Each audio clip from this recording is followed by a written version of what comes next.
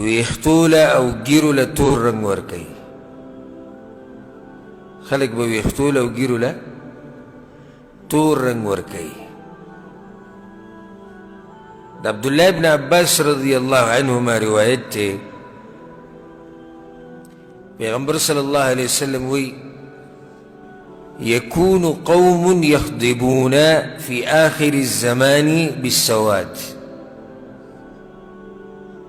په آخر زمانه کې به داسې قومونه پیدا شي چې هغوی به ویښتو له کوم رنګ ورکوي؟ تور رنګ به ورکوي که حواصل الحمام، لکه څنګه چې د دې کوترو د ججوري توري دغه شان به دوی رنګونه ورکړي.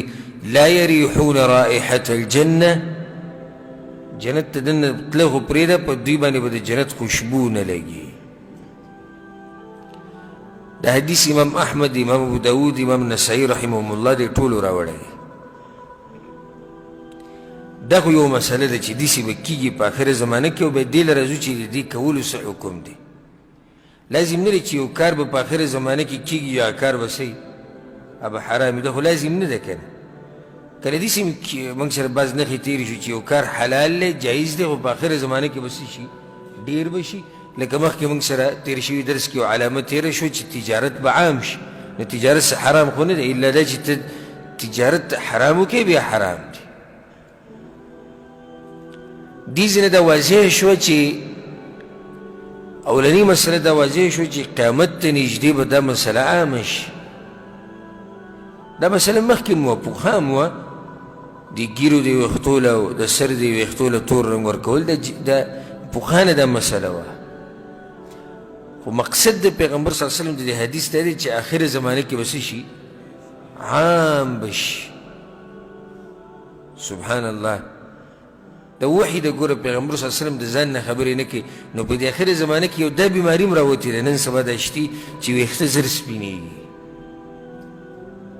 نو چې ویښته زر سپینېږي نو هلته رنګ هم ډېر ورکړی کېږي. اوس دې مسلې له راځو. اولنۍ خبره خو دا یاد ساتئ چې د تورو ویښتو رنګ بدلول دا نه دي روا. تور ویښته چې دي، که د ګیرې دي، که د سر دي، که د زنانه دي او که نارینه دي، خو دې له به رنګ نه ورکوي. دا خو د الله مخلوق بدلول دي. بنیادي مسله دا شو.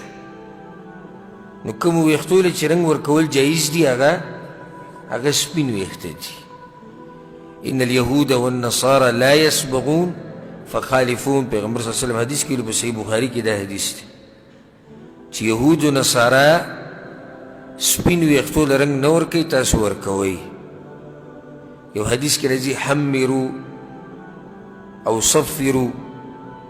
د ګیرې د سر د ویښته زیړې کوي، سرې کوي، رنګ وله بدل کوي.